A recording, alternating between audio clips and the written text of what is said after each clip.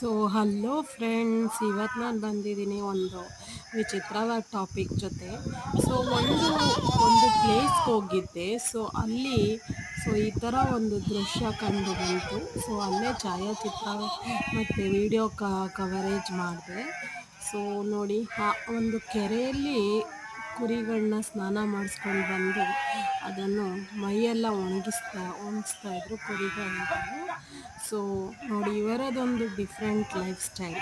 ಇವರು ಕುರಿಗಳನ್ನು ಚೆನ್ನಾಗಿ ಬೆಳೆಸಿ ಮತ್ತು ಅದನ್ನು ಚೆನ್ನಾಗಿ ಕೊಬ್ಬಿಸಿ ಅದನ್ನು ಚೆನ್ನಾಗಿ ಪೌಷ್ಟಿಕಾಂಶಯುತ ಮಾಡಿ ಕಟ್ ಮಾಡೋರಿಗೆ ಕೊಡ್ತಾರೆ.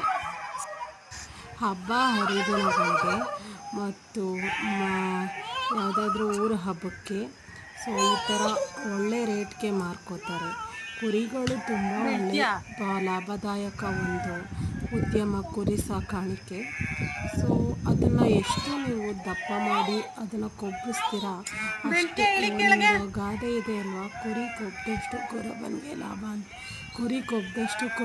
ಲಾಭ ಅಂತ.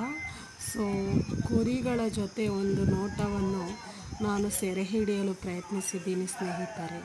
ನೋಡಿ ಎಷ್ಟು ಒಂದು ಡಿಫ್ರೆಂಟ್ ದೃಶ್ಯ ಅಂತ ಹೇಳ್ಬೋದು.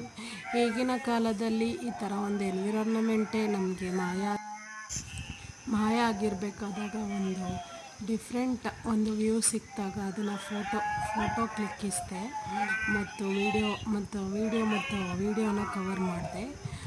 ನೋಡಿ, ಅದು ಶಬ್ದ ಏನಂದರೆ, ಅವ್ರ ಲ್ಯಾಂಗ್ವೇಜ್ ಏನಂದರೆ ಎಲ್ಲರಿಗೂ ಗೊತ್ತಿರುತ್ತೆ. ಅಂತ ಎಲ್ಲರೂ ಚಿಟಾರ್ ಪಟಾರ್ ಅಂತ ಕರೆಸ್ತಾರೆ. ನನ್ನ ಮಗಳು ಕೂಡ ಅದನ್ನು ನೋಡಿ ಉತ್ಸುಕಳಾಗಿದ್ಲು. ನೋಡಿ, ಕುರಿ ಸಾಕಾಣಿಕೆ ಒಂದು ಉತ್ತಮ ಉದ್ಯಮವಾಗಿದೆ. ಇದು ಕೃಷಿಗೆ ಸೇರಿಕೊಳ್ಳುತ್ತೆ.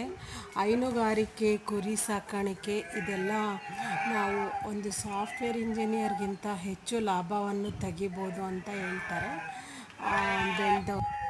ಕುರಿ ಸಾಕಿರೋರು. ಬಟ್ ಅವರು ಒಳ್ಳೆ ಒಂದು ಬಟ್ಟೆ ಹಾಕ್ಕೊಳ್ಳಲ್ಲ. ಕುರಿ ಸಾಕಿ ಸ್ವಲ್ಪ ಸುಸ್ತು ಬಳಲಾಗಿರ್ತಾರೆ. ಬಟ್ ಇದರಲ್ಲಿ ಯಾವುದೇ ಒಂದು ಸಾಫ್ಟ್ವೇರ್ ಉದ್ಯಮಿಗಿಂತ ತುಂಬ ಪ್ರಾಫಿಟ್ ಬರುತ್ತೆ ಅನ್ನೋದಂತೂ ನಿಜ ಸ್ನೇಹಿತರೆ. ನೋಡಿ, ಇವುಗಳಿಗೆಲ್ಲ ಸಾಕಾಣಿಕೆ ಮಾಡಿ ಒಂದು ಸೇಲ್ ಮಾಡಬೇಕು ಅಂತಂದರೆ ತುಂಬ ಕಷ್ಟದ ವಿಷಯ. ಇದೊಂದು ವಿಚಿತ್ರ ಕ್ಷೇತ್ರ ಅಂತ ಹೇಳ್ಬೋದು. ಇದಾಗಿತ್ತು ಇವತ್ತಿನ ವ್ಲಾಗ್. ಇಷ್ಟ ಆದರೆ ಲೈಕ್, ಕಮೆಂಟ್, ಸಬ್ಸ್ಕ್ರೈಬ್ ಮಾಡಿ. ಇನ್ನಷ್ಟು ವ್ಲಾಗ್ ನೊಂದಿಗೆ ಭೇಟಿ ಆಗ್ತೀನಿ. ಧನ್ಯವಾದಗಳು.